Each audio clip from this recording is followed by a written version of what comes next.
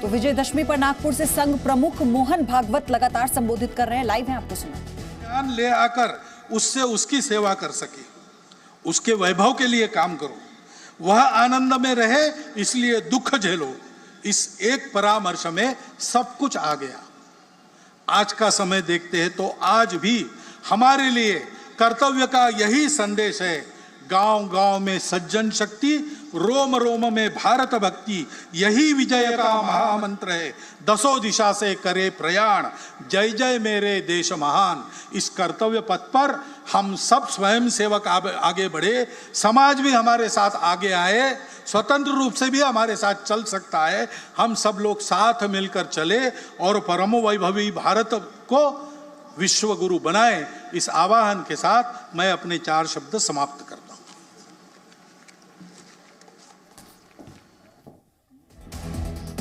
तो मोहन, ये भाई अपना खुद का सुपरमार्केट बना के महीने का 10 लाख कमा रहे हैं। हाँ, सिर्फ पैसे वाले नहीं, आप भी कर सकते हैं। फ्रीडम ऐप को अभी डाउनलोड कीजिए। भागवत ने अपना जो संबोधन था, लगभग ये संबोधन उन्होंने 60 मिनट का किया और आज के संबोधन में कई बातों को उन्होंने कहा। समाज से हित से जुड़ी कई ऐसी बातें थी जिनका जिक्र मोहन भागवत ने किया। उन्होंने कहा कि कैसे आरएसएस को बदनाम करने की कोशिश की जा रही है, आरएसएस की छवि को धूमिल करने की कोशिश की जा रही है और लोगों को कैसे गुमराह किया जा रहा है, समाज को तोड़ने का प्रयास हो रहा है और इसी के साथ एक डर का माहौल पैदा करने की कोशिश हो रही है। ये अपने विरोधियों पर निशाना उन्होंने साधा। सुनाते हैं आपको अहम बातें मोहन भागवत की, उनके भाषण की। हम विश्व में सर्वत्र और सबके साथ भाईचारा, भद्रता और शांति के पक्ष में हैं, सदा रहे।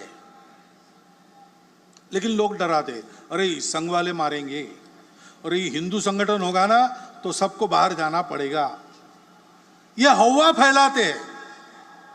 ऐसा कुछ डर मन में है और है, इसलिए उसका निराकरण करने की इच्छा मन में लेकर तथाकथित अल्पसंख्यक समाज के कुछ बंधु पिछले वर्षों में हमसे मिलते रहे हैं और हम भी मिले हैं, हमारे प्रमुख अधिकारी उनसे मिले हैं। आना जाना दोनों चल रहा है। ये कोई परसों नहीं हुआ, ये बहुत पहले से चल रहा है। भाव तो संघ का डॉक्टर साहब के समय से यही है, परंतु प्रत्यक्ष में शुरू हुआ श्री गुरुजी को डॉक्टर जिलानी मिले तब से, और तब से यह क्रम धीरे धीरे बढ़ रहा है और ये बढ़े ऐसी हमारी इच्छा है संघ की, और संघ इस संवाद को कायम रखेगा। तो आपने सुना किस तरह से मोहन भागवत ने तमाम बड़ी बातें कही और अपने विरोधियों पर निशाना साधते हुए कहा कि आरएसएस को बदनाम करने की कोशिश की जा रही है, एक डर का माहौल पैदा करने की कोशिश की जा रही है, आरएसएस की छवि को धूमिल करने की कोशिश की जा रही है, लोग डर फैलाते हैं। चौकी समाज को तोड़ने के प्रयास चल रहे हैं। अब कुछ दिन पहले उधर उदयपुर में, इधर अमरावती में और भी जगह बहुत जघन्य क्रूरता वाली घटनाएं हुई। क्या कारण था, क्या नहीं, उसकी चिकित्सा नहीं करते। जो हुआ वो बहुत क्रूरतापूर्ण हुआ। पूरा समाज विरोध में गया। हमेशा होता नहीं, लेकिन इस बार मुस्लिमों के भी कुछ प्रमुख लोगों ने इसका विरोध किया, उसको गैर इस्लामिक बताया। अन्याय, असत्य, अत्याचार, आतंक के खिलाफ ऐसे ही खड़ा होना चाहिए, ये अपवाद न रहे। सभी समाजों के सज्जनों को ऐसा मुखर होना चाहिए। हिंदू समाज में ये मुखरता है। ऐसी घटनाएं घटती है तो कोई हिंदू भी आरोपित है, उसका भी निषेध करते, उसके खिलाफ बोलते हैं। कभी कभी गलतफहमी में हमको भी गाली खानी पड़ी है, हमको भी उत्तर देने पड़े। आज हम समाज के विश्वास पात्र है, समाज हमको चाहता है, लेकिन हम ऐसा कुछ करें तो हमारी टांग और कान पकड़ के खींचेगा समाज। हिंदू समाज ऐसा है, सबको ऐसा बनना चाहिए। हमारा देश 50 वर्षों के बाद कितने लोगों को खिला सकता है? उस समय समाज में काम करने वालों की कितनी संख्या चाहिए? काम न कर सकने वाले उस समय कितने रहेंगे? आज के 57% युवा 50 साल के बाद काम करने की स्थिति में रहेंगे क्या? अपने देश का पर्यावरण कितने लोगों को खिला सकता है, कितने लोगों को झेल सकता है, इतने लोगों के शिक्षा की, स्वास्थ्य की क्या व्यवस्था हम कर सकेंगे, इतने लोग काम करेंगे, रहेंगे भी, क्या क्या करना पड़ेगा। और केवल देश का प्रश्न नहीं है, जन्मदात्री तो माता होती है, वो हमारी मातृशक्ति का सशक्तिकरण हमने कितना किया है, उनका स्वास्थ्य कैसा है, उनको उनकी इच्छा क्या है, उनकी आवश्यकता क्या है, परिवार की भी आवश्यकता होती है, परिवार का भी विचार क्या है। ये एक समग्र विचार करके एक नीति बनानी पड़ती है। दूसरे प्रकार की जो बाधा है, सनातन मूल्यों का क्षरण न हो, ये देखकर चलते समय और भी एक बाधा है, वो बाहर से आती है, जो भारतवर्ष की प्रगति को होने नहीं देना चाहते। उसलिए भारतवर्ष के समाज में किसी प्रकार का सद्भाव, सामंजस्य जो नहीं चाहते, जिनके स्वार्थों को मार मिलेगी ऐसा उनको डर लगता है, ऐसा होने से वो सारी शक्तियां बाधा उत्पन्न करती है। अब उनके साधन भी होते हैं, अपना स्वार्थ साधने के लिए असत्य विमर्श पैदा करते हैं, गलत विमर्श पैदा करते हैं, हमको भटकाने के लिए, हमारे मन में द्वेष उत्पन्न करने का प्रयास करते हैं, हमारे बीच दूरियां बढ़ाने का प्रयास करते हैं। ऐसे सतत उनके प्रयास चलते हैं जिससे इस देश में एक आतंक का वातावरण हो, कलह बढ़े, देश में एक प्रकार से अराजकता हो जाए, नियम कानून के प्रति सम्मान न रहे, किसी को और कोई बंधन न रहे, डर न रहे, अनुशासन न रहे। इस प्रकार की कार्रवाइयां उनकी चलती रही है, वर्णन करने का जरूरत नहीं, हम सबको पता है, हम सब उसको अनुभव कर रहे हैं। और हम उनको पैठ दे इसलिए वो हमसे नजदीकी जताते हैं, जाति के नाम पर, पंथ संप्रदाय के नाम पर, अपने निहित स्वार्थों के नाम पर भी हमारे हमदर्द बनकर आते हैं। उनके इस चंगुल में फंसना नहीं। राष्ट्र विरोधी ऐसी बातों का निर्भयतापूर्वक और निर्मोही होकर अपने पराये का विचार न करते हुए हमको निषेध ही करना पड़ेगा, प्रतिकार भी करना पड़ेगा। शासन प्रशासन इनको नियंत्रित या निर्मूल करने का जो प्रयास करता है उसमें उनके सहयोगी बनना पड़ेगा। समानम मंत्र अभिमंत्रमेवा, सब समान कहा है, चित्त अलग अलग हो सकता है, इसलिए वहां साथ मिलकर चलने का निश्चय यानी सहचित्तता, इसको बताया है।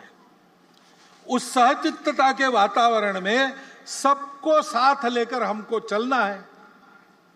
और जैसा मैंने कहा, चलना है तो चलते समय कठिनाई आती है, बाधाएं आती है। दो प्रकार की बातों से साधारणता सावधान रहना पड़ता है। पहली बाधा तो हम खुद रहते हैं, गतानुगतिकता स्वभाव की वो बाधा उत्पन्न करती है, रूढ़ि प्रियता के कारण वो बाधा आती है। समय बदलता है, समय के साथ बहुत कुछ बदलता है, समय के साथ मनुष्य का ज्ञान भी बढ़ता है और अज्ञान के कारण कुछ बातों की समझ जो थी वो समाप्त होती है, उसके जगह दूसरी नई समझ आती है, उसके अनुसार चलना पड़ता है। लेकिन रूढ़िबद्धता इस बात को रोकती है। संपूर्ण समाज का संगठन करना है तो संख्या की दृष्टि से आधा भाग हमारे समाज का मातृशक्ति का है, उसकी उपेक्षा नहीं की जा सकती। उनको भी सशक्त करना पड़ेगा। हमारे यहां उनको माता मानते हैं, वत्सलता उनका गुण है, जगत जननी के रूप में उनकी कल्पना करते हैं।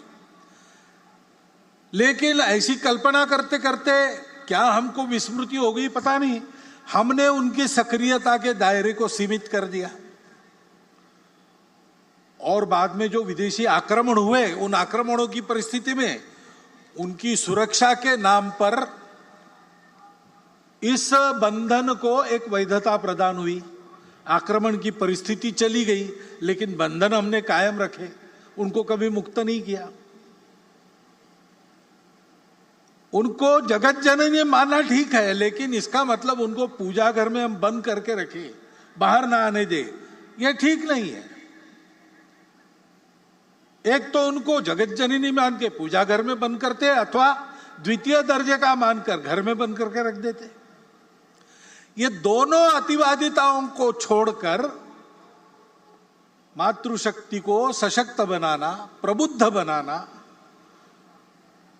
उनको बराबरी के अधिकार से सार्वजनिक कार्यों में, परिवार के कार्यों में सर्वत्र निर्णय की स्वतंत्रता और निर्णय में बराबरी की साझेदारी देते हुए सक्रिय करना, इसकी आवश्यकता है।